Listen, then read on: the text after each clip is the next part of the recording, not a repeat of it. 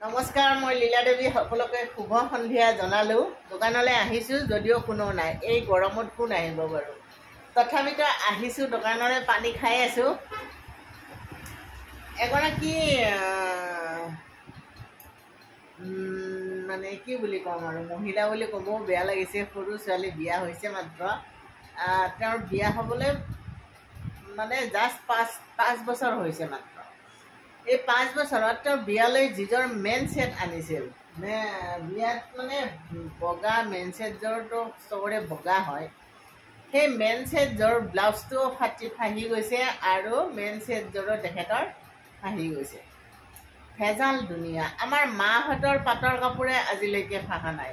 আৰু আজিকালি এনেকুৱা পাটৰ কাপোৰ ওলাইছে যে 5টা বছৰ পাৰ হ'বই নাপায়, আগতে ফাহি যায়। অৱশ্যে মোৰ বিয়াৰ কাপোৰখিনি ফাহা নাই বাৰু, ঠিকে আছে এতিয়াও। কিন্তু দুনিয়াখন বহুত ভেজাল হৈছে। কি মাৰি দিয়ে আপুনি ব্লাউজটো পিন্ধিব, গোটেই কাঠতলিৰ তলটো এনেকৈ পচি যায় যে মানে এইটো যেন কিবা এচিডহে লাগিছে, এনেকুৱা।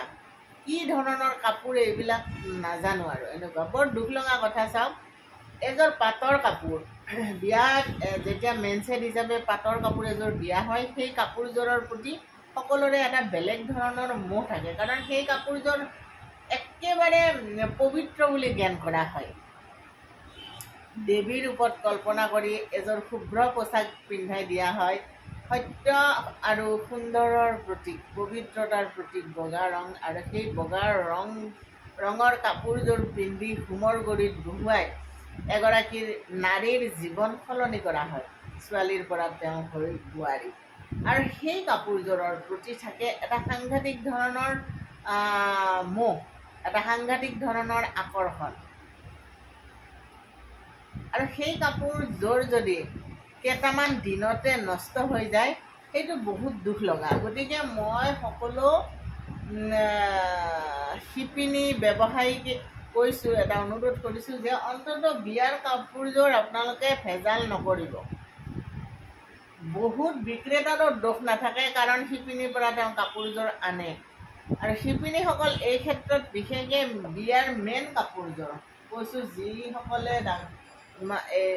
এই কাপোৰৰ ব্যৱসায় কৰে মেইন ছেটৰ, তেওঁলোককো কৈছোঁ যে অন্ততঃ বিয়াৰ সেই কাপোৰযোৰ, পবিত্ৰ কাপোৰযোৰক লৈ এই ধৰণৰ যাতে কাৰবাৰটো ডুপ্লিকেট কাৰবাৰ এটা নকৰে, কাৰণ সেইযোৰ সকলোৰে মৰমৰ, শ্ৰদ্ধাৰ, প্ৰেমৰ কাপোৰ, ভাল পোৱাৰ কাপোৰ। সযতনে জীৱন বাচি থকালৈকে সেই কাপোৰযোৰৰ প্ৰতি মোহ এটা সকলোৰে থাকে।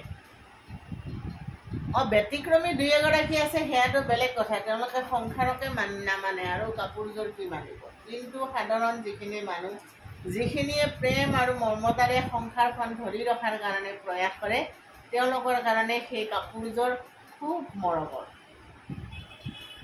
গতিকে এয়া আৰু ক'বলগীয়া। তেখেতৰ অনুৰোধত মই কথাখিনি ক'লোঁ, আৰু মোৰ নিজৰ মনৰো কথা। আমিও বিয়াৰ কাপোৰযোৰ ধুনীয়াকৈ ৰাখিছোঁ, ইমান ধুনীয়া হৈ আছে, একো নষ্ট হোৱা নাই। তেনেকুৱা কথা আৰু। বিয়াৰ সেই কাপোৰযোৰ মৰাৰ দিনলৈ ৰাখি মানুহে ভাল পায়, হয়নে নহয়?